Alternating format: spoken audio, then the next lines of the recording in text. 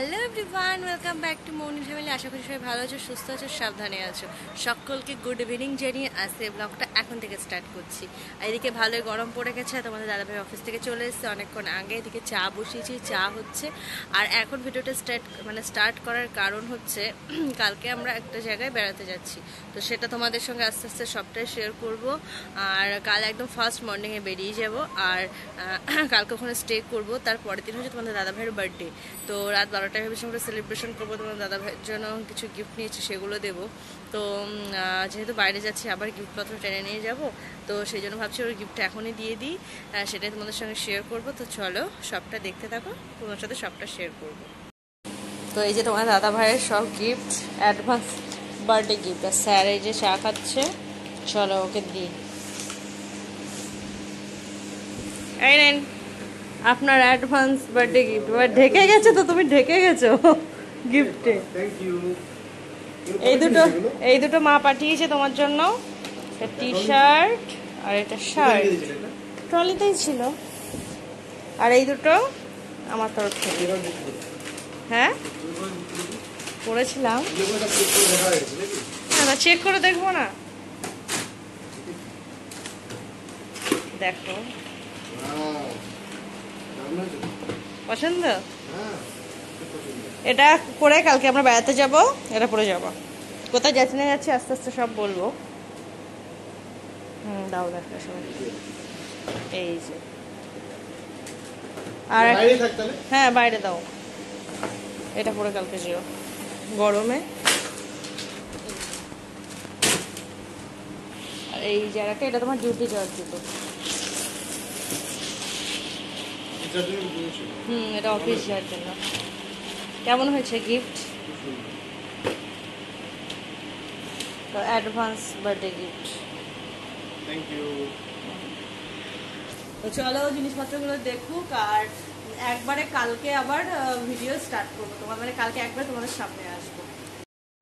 Good morning everyone. তো দেখো আগের দিন যেখানে ভিডিও এন্ড করেছিলাম, বলেছিলাম নেক্সট ডে সকাল থেকে স্টার্ট হবে। তো এই যে আমরা চলে এসেছি নিউ দিল্লি স্টেশনে। এখন ধরবো তাজ এক্সপ্রেস। কোথায় যাচ্ছি আমরা বৃন্দাবন। তো চলো আগে স্টেশনে যাই, ট্রেনটা ধরি, মানে স্টেশনে চলে এসেছি, আগে প্ল্যাটফর্মে গিয়ে ট্রেনটা ধরি, তারপর তোমাদের সঙ্গে কথা বলতে তো আজকে তোমাদের দাদাভাইয়ের আমি দুজন ম্যাচিং ড্রেস করেছি, মানে কালার ম্যাচিং করে, ইয়েলো। তো চলো তাহলে যাওয়া যাক। আমাদের ট্রেন অলরেডি দাঁড়িয়ে আছে।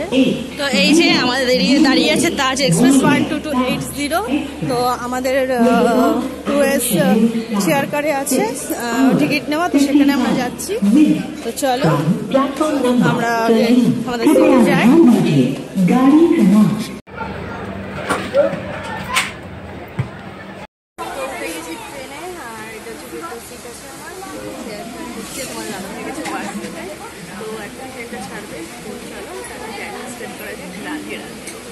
যথারীতি টাইমে ট্রেন নিউ দিল্লি স্টেশন থেকে ছেড়ে ছুটে চলেছে মথুরার দিকে।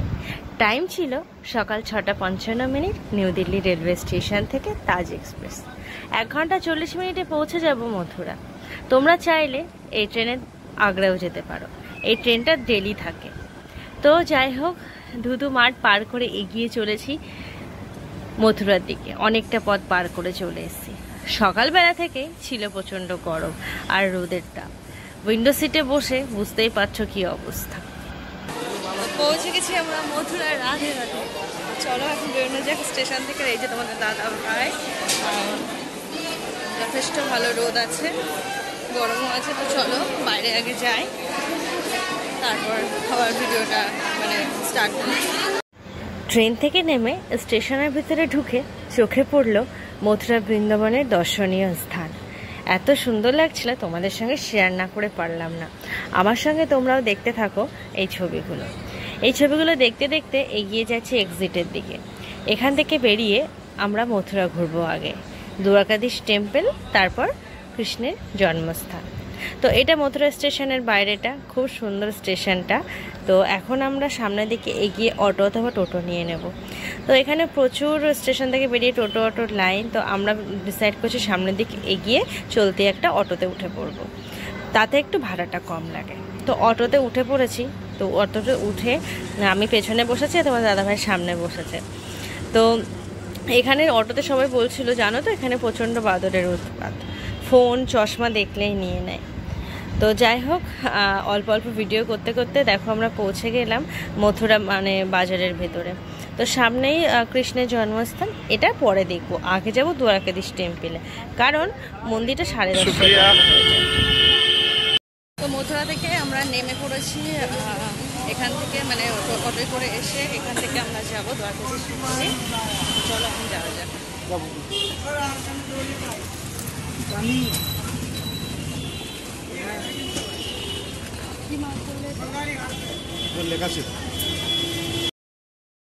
টোটোটা মন্দিরের খানিকটা আগে নামিয়ে দিল, এখান থেকে কিছুটা রাস্তা পায়ে হেঁটে যেতে হবে। তো ভালোই গরম লাগছিল সকাল সকাল, মন্দিরটা 10:30টার মধ্যে বন্ধ হয়ে যাবে, তো আমাদের হাতে মোটামুটি অনেকটাই টাইম আছে। তো আমরা আশেপাশে দোকানপাট দেখতে দেখতে এগিয়ে যাচ্ছিলাম মন্দিরের দিকে। তো বলতে বলতে চলে এসছে দেখো মন্দিরের সামনে। তো এখন এখান থেকে জুতো তারপরে ব্যাগ এগুলো সব সাবমিট করে তারপর ভেতরে ঢুকতে হবে। সামনেই ছিল ফুলের দোকান, এটা দেখে তোমাদের দাদাভাই বললো তো ঠাকুরের জন্য একটু ফুল নিয়ে নাও। তো ওই যে ফুল নেওয়ার জন্য দোকানের সামনে চলে এসেছি। তো এখান থেকে পছন্দ মতো ফুল নিয়ে নেব। আর জানো তো হয়তো উইকেন্ড ছিল বলে এত ভিড়, প্রচণ্ড ভিড় ছিল মন্দিরে, আর সাথে ছিল গরম। আমি সাজেস্ট করব এই গরমে না যাওয়াই ভালো, আবার অতিরিক্ত ঠান্ডাতেও না আসা ভালো। তো যাই হোক, ব্যাগপত্র রেখে এই যে মন্দিরের সামনে চলে এসেছি ফুল নিয়ে, তোমাদের দাদাভাইয়ের আমি এখন ভেতরে ঢুকবো। তো চলো তাহলে ভেতরে ঢোকা যাক ঠাকুর দর্শন করতে। ভেতরে ঢুকতেই দেখলাম অসম্ভব ভিড়, আর এদিকে লেডিস আর জেন্টস আলাদাভাবে সেপারেট করে দিয়েছে। তো তোমাদের দাদাভাইয়ের মতো দাদাভাই এক সাইডে চলে যাবে আর আমি আমার মতো এক সাইডে চলে যাব। তো দুজনের মতন ভিডিও করার চেষ্টা করবো। তো মন্দিরের সামনে এসেই দেখলাম পর্দা টানা আছে ঠাকুরের সামনে, কারণ হয়তো ভেতরে কিছু সিঙ্গার বা জাতীয় কিছু একটা করছিল।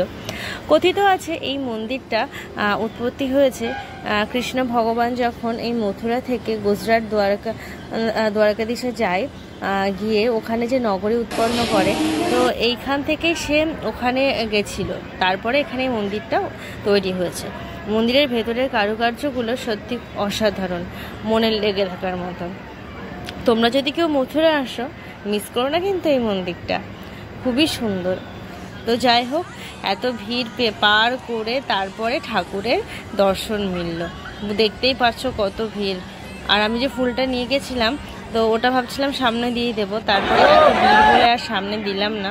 তো এখানেই আর একটা মানে ওর ভেতরে এই যে এই জায়গাটা দেখতে পাচ্ছ, এখানটায় অনেকে প্রদীপ ধরাচ্ছে, তো আমি প্রদীপটা ধরিয়ে দিলাম আর ফুলটাও ওখানে দিয়ে দিলাম। তারপর ওখান থেকে বেরিয়ে এই যে যমুনা নদীর একটু দর্শন করতে যাচ্ছি। তো এই সময় না বোটিংও হয়, তো দাদাভাই চাইছিল বোটিং করতে, আমি বললাম এই দুপুরবেলা এখন আর যাবো না, চলো আমরা আগে জন্মস্থানে যাই, নাহলে ওটা বন্ধ হয়ে যাবে। তো এটা ইচ্ছা আছে পরে করার বোটিংটা, যেহেতু তোমাদের দাদাভাইয়ের ইচ্ছা, তারপরে বার্থডের সময় বেচারা বলেছে, তো কালকে ইচ্ছা আছে করার ফেরার আগে। তো এই যে তোমাদেরও দর্শন করিয়ে দিলাম যমুনা নদী, যেটা পার করে কৃষ্ণ ভগবানকে গোকুল নিয়ে যাওয়া হয়েছিল। তো যাই হোক, এখান থেকে এখন বেরিয়ে একটু খাবো লস্যি, কারণ প্রচণ্ড গরম রোদ, মানে কি বলবো, তারপরে সাথে ভিড়।